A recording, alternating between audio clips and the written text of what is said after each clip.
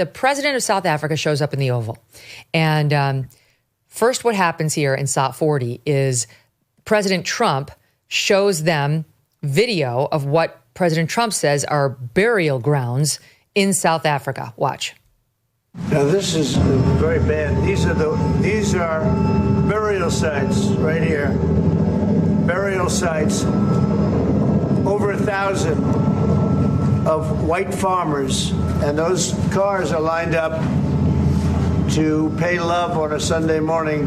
Each one of those white things you see is a cross, and there's approximately 1,000 of them. They're all white farmers, the family of white farmers. And those cars aren't driving, they're stopped there to pay respects to their family member who was killed.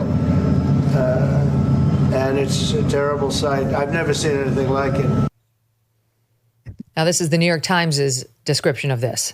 This is an extraordinary scene. The Trump team clearly came to the meeting prepared to play videos backing up their false claim that there are mass killings against the white South Africans. Ramaphosa began by turning to the video and smiling, visibly surprised. He had been sitting in his seat silently, keeping his eyes elsewhere. I'd like to know where that is, because this I've never seen, says Ramaphosa, suggesting without directly saying it that Trump is being misled and this video is from somewhere other than South Africa. Then he tried, the South African president, to explain land law, and Trump had an interjection of his own when that happened here in SOT 43.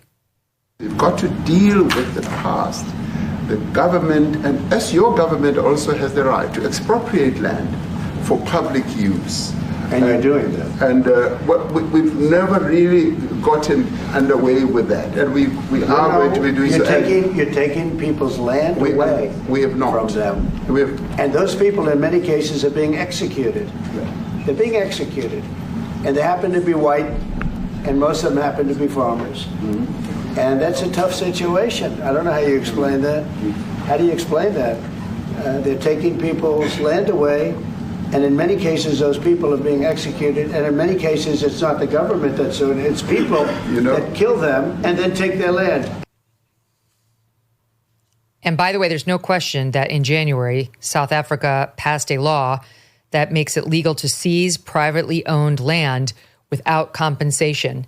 That's very clear. That is the law now in South Africa. So all that goes down between the two of them. President Trump's trying to make a point. The South African president's rejecting it, but President Trump is showing video.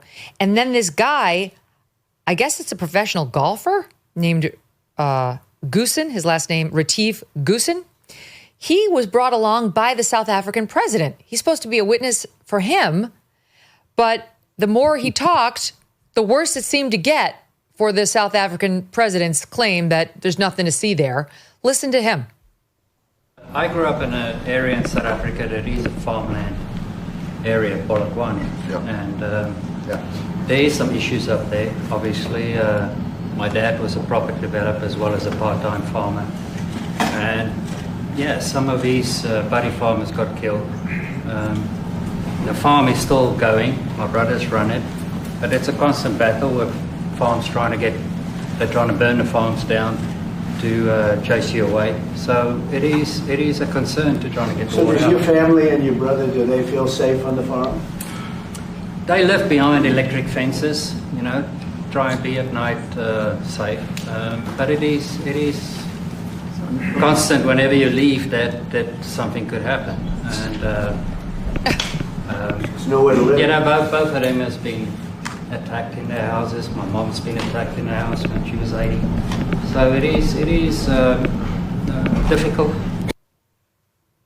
He's white, by the way. Your thoughts on that in our last minute on SiriusXM. We'll carry this over on pod. Yeah, I think everybody knows that the left's attitude is that because 3 generations or 2 generations earlier there was apartheid, everybody who is descended from the white minority that exercised power is still culpable for everything. And that while they might say, well, that's too bad, they don't really regret what's going on. They feel that it's sort of divine punishment. They're not going to do anything. We have reasons, though, to separate ourselves more from South Africa besides just, and that's one reason, but They are one of the most anti-Semitic, anti-Israel countries in the world, at least on their voting record in the UN. They're no friend of the United States. They're still on the fumes of Mandela among the American left, and we idolize them. But if you actually look at their crime rate, and it's one of the most dangerous cities in the world. This July, there is a global summit of BRICS nations in Rio de Janeiro. The bloc of emerging superpowers, including China, Russia, India, and Iran, are meeting with the goal of displacing the U.S. dollar as the global currency. They're calling this the Rio Reset. As BRICS nations push forward with their plans, some worry global demand for U.S. dollars will decrease, bringing down the value of the dollars in your savings. While this transition, if it happens, would not happen overnight, the Rio Reset could mark a pivotal moment. So learn if diversifying your savings into gold is right for you. Birch Gold Group can help you move your hard-earned savings into a tax-sheltered IRA in precious metals. Claim your free info kit on gold by texting MK to the number 989898. With an A+ rating from the Better Business Bureau and tens of thousands of happy customers, let Birch Gold arm you with a free, no-obligation info kit on owning gold before July and the Rio Reset. Text MK to the number 989898 today. Thanks so much for watching. If you like what you just saw, hit the subscribe button for more clips and full episodes.